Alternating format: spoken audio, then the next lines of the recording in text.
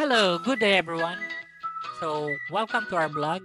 This is Dennis from the Unstoppable Angels Elite, and my partner here, Angelique, is driving our brand new Ford Territory. So, now we are going to Tagum City to celebrate our Mansari because it's the 15th, and we're going to the Sub-Saharan Desert, Liza's pastry shop. So, yeah, we just arrived here. Then, picture muna bago tayo pumasok. Yan. So this is located in Tagum City. So in front of Tagum Doctors Hospital. Gusto talaga namin kumain dito. Last year pa. So ngayon lang talaga nagkataon na nagka-drop by at nagka-free time na mag-visit dun sa, sa store nila. So kilala po namin yung owner dito. Dati ko pong office mate. Tapos sis ko rin sa Kappa Epsilon Fraternity. So sa mga brothers and sisters natin dyan, pag napasyal kayo dito sa Mindanao, don't forget to drop by sa Tagum City. Nandito po yung Liza's Pastry Shop. They are known for their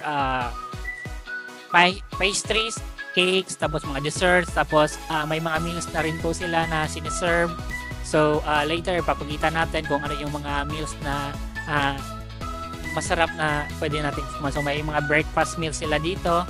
So breakfast meals, tapos yan, si partner ko gustong-gusto niya yung mga foods dito, tapos okay din yung ambience. As you can see, order kami ng pasta. Ang sarap talaga ng pasta. Meron din silang lomi, so ito yung specialty nila dito, no? So I think this is good for 4 to 5 persons. So nung time na yun, umorder kami, so sobrang na-excite. So tingnan nyo naman, ang laki ng lomi, di ba? Dalawa lang kami kumain. Hindi namin naubos yan. Tinake out na lang namin yung sobra kasi sobrang dami. Sulit na sulit talaga. So, pang barkada pack. So, sayang no, hindi ko nasama yung yung mga brothers and sisters natin dito.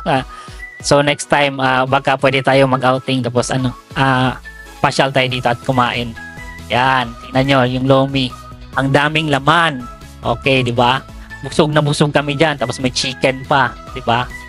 Yan. Sarap. So, picture na naman. So, documentation sa lahat ng mga restaurants na pinupuntahan namin. So, pinopromote talaga namin pag nasarapan kami. So, ito, sulit na sulit. So, after that, take muna tayo ng vitamins para, sa cholesterol, di ba? Tapos, para for proper functioning na rin po ng body natin. Tapos, boost na ng immune system. So, yan.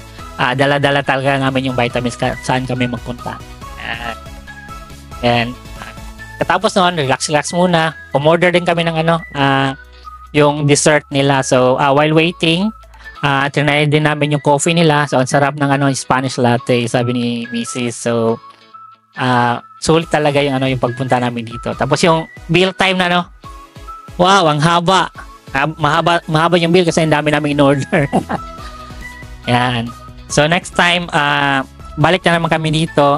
Try namin yung yung ibang mga desserts nila at saka ibang mga menu kasi gusto namin sulitin yung yung lahat ng mga pagkain nila, no. So syempre pag masarap babalik-balikan yan. So thank you Liza's for your wonderful food. Then highly recommended po. So thank you very much. So yan, pauwi na kami. Dadaan muna kami ng Carmen kasi ang sarap ng balot nila doon. kasi po dati si Mrs. niya, balot vendor yan. So, nagbebenta siya ng balot dito sa Carmen. So, alam niya kung saan masarap na balot dito sa sa Mindanao. Yan. Daming balot. Tapos, sarap din yung suka nila dito. Tapos, meron din silang mga pasalubong na kakanin na pwedeng bilhin. So, I think that's all. So, thank you very much. Thank you for watching. Please like and follow our videos. Thank you. Bye-bye.